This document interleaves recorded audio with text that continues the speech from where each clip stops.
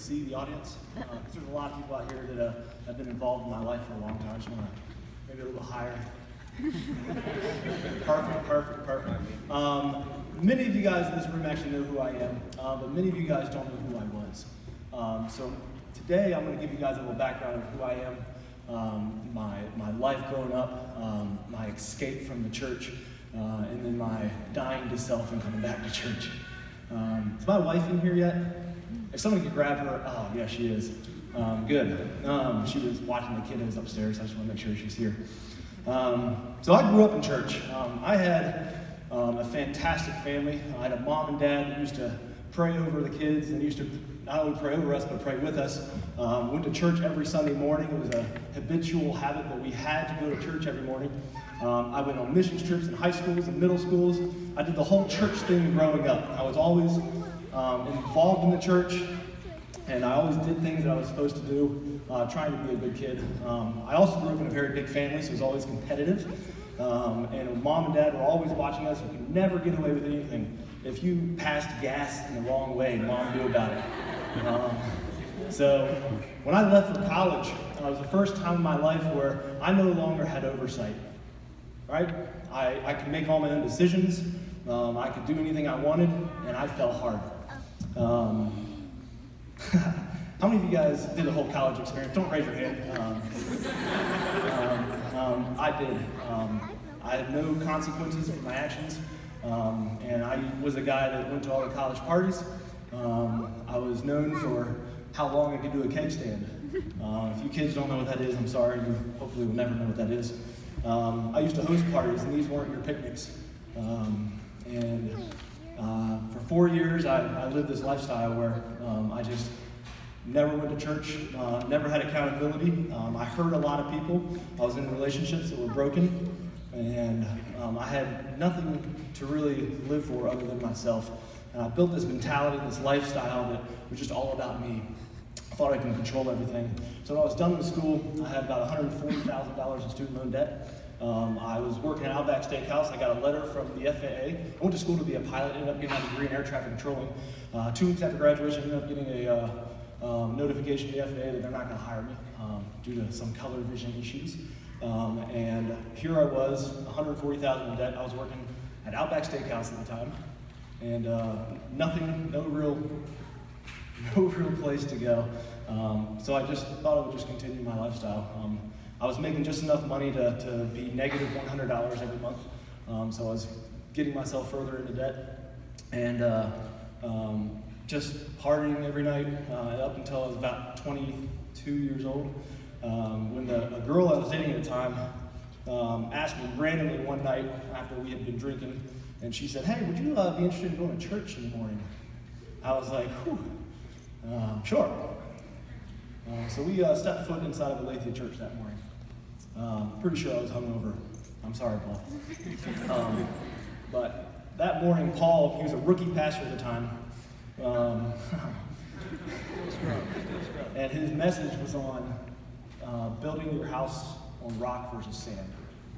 And he may or may not know this, but that message changed my entire life. I was broken. I was broke. I was unhappy. And I didn't know what to do in life. And about a week later, one of my best friends ended up taking his own life. So I was at the absolute pit of my life. I was depressed, sad, lonely, scared. I had nowhere else to go, and I broke down. I was in one of my mentors' house. I don't know if he's here today. He's actually playing organ at another church this morning, so we had to skip it. His name is Jim Dye. If you guys have never met Jim Dye, make sure you give him a hug next time you see him. But I broke down. I came downstairs, and I told him, "Jim, something's got to change." It's that week that I really came to know Christ. I asked him to come into my life and take every shackle that's in my life that's holding me to sin, and I asked him to take it, and he did. I'm not quite done yet. And so in the next month, my entire outlook on life changed. My whole lifestyle changed. I started getting plugged into Aletheia. We have this great thing called community groups, where for the first time in my life, I started having that family values again, where I had oversight. So I got plugged into a community group, and a guy by the name of Pierce Meisinger started investing in me. He started being that dad in my life again, who started telling me, Josiah, you're wrong there. Josiah, you need to change this, man. You need to redo this part of your life. It was the first time since I grown up with my family that I actually had that support again, and that radically transformed my life. And Pierce left, but not before I met my wife.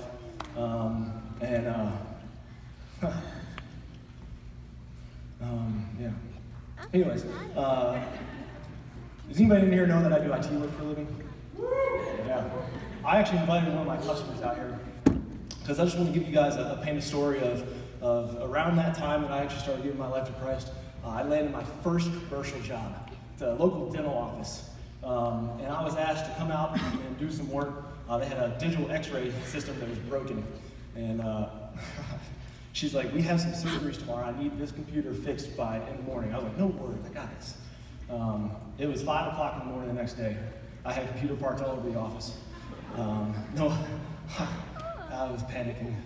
Nothing was working, and they had patients rolling in. I did not get it fixed that morning. I did get it fixed the next day, but I thought I burned that first bridge. My first opportunity to do something different in my life and my career. Dr. Barry is here, and she let me come back the next day to fix it. I've been servicing her for the last 9 years, so thank you, Dr. Barry, for forgiving me and trusting in me. I tell that story because that was the first moment that somebody outside of my family and my church family showed grace to me. And I very much appreciate that. She's invited me into her whole family, and I have another family with oversight now. So I can't do anything anymore without somebody noticing I'm doing something, and it's a beautiful thing. Is Rob Levine here today? I don't know if he is. One of my colleagues I work with. I wanted to kind of tell his story where his wife walked out a year and a half ago. And the happiest moment of my life, outside of my wedding day, was the day that he came back in and said, Josiah, she's coming home. And I really just wanted to highlight your guys' relationship a little bit, just because that actually made me very happy to see that redemption in your relationship. And I just want you to know that I'm still praying for you guys. But all this is said, even though I grew up in church, I fell off the bandwagon, but by the grace of God, He restored me, and I am who I am today because I have given everything in my life, all my time, all my money, all my relationships, everything that I own. It's not mine. All right, God's my driver, and as soon as you can just give it all to God and say, you know what, Lord, just take over. I can't control this. He will. If you allow God to be your driver in life and just take the back seat, He's going to take you exactly where He wants you to go.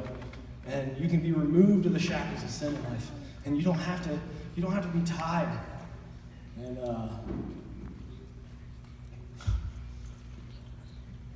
for all those that knew me in my past, I'm sorry.